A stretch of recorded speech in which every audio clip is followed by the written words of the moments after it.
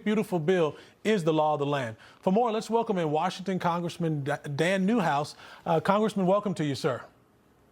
Good morning, TW. Glad to be with you. Well, I'm glad to be with you. I've got to make sure you give my best to my former boss and good friend, your chairman, Tom Cole. I worked for him for a number of years. Please give my best. But I want to get your final thoughts on Trump's plan, Congressman, on what convinced you to actually vote yes on the bill.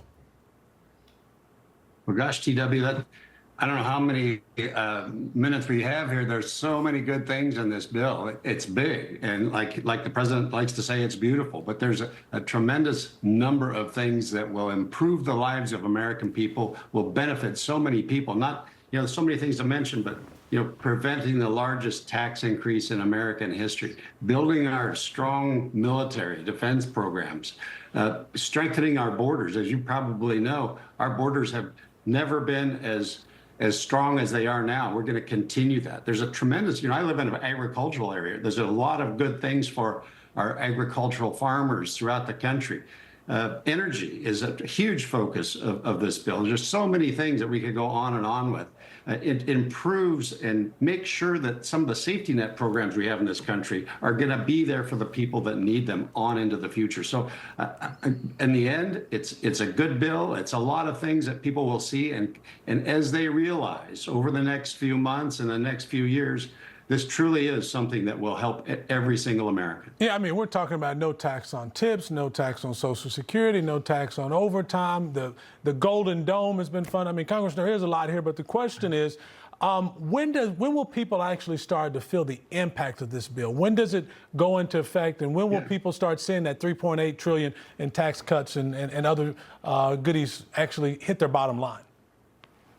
That's, I'm sure, something on everybody's mind. My understanding is that a lot of the tax provisions are retroactive to January 1st of this year, so people will start being able to realize those benefits very, very soon on next year's tax returns. They will be reflected there.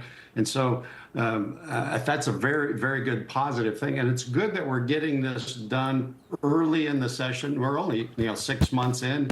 We've got it done, so people will be able to realize the benefits much sooner than we did back in 2017.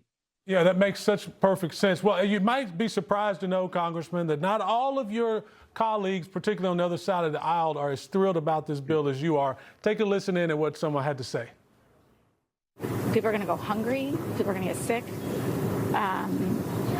On a scale unlike anything we've ever seen. And all of it is just to finance tax cuts for billionaires and the wealthiest corporations who don't even need it. Because of this bill, tens of millions will lose health insurance.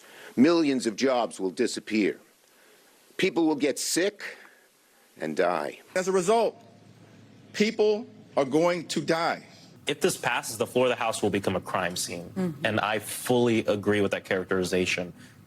It's murder. This bill wipes out nutrition assistance for millions of hungry kids in America. We are literally taking food out of the mouths of hungry kids. Congressman, now I'm from a country boy from Oklahoma, but I don't know many rich guys. But the ones that I do know, they don't rely on tips. They're not dependent on their Social Security to take care of them in their old age, and they certainly don't work overtime.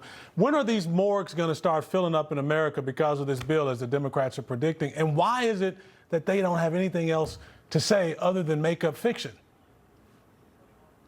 Well, this is one of the things, TW, that I've really hated to see over the last few weeks.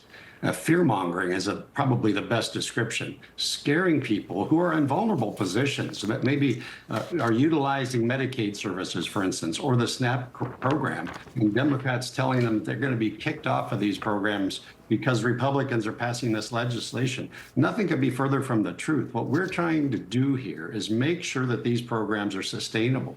The truth is Medicaid, even though we're reducing the amount of money that's being invested in Medicaid, continues to see increases year after year on into the future.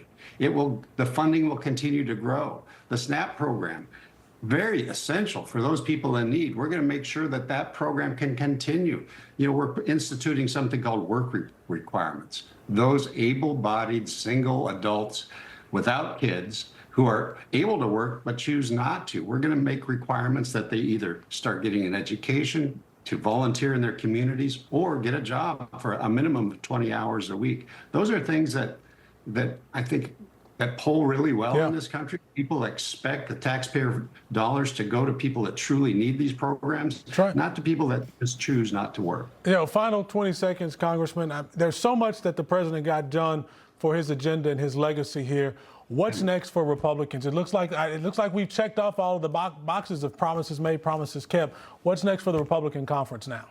I think in a lot of ways, this is a first step. As you know, we have some fiscal problems in this country that we have to address.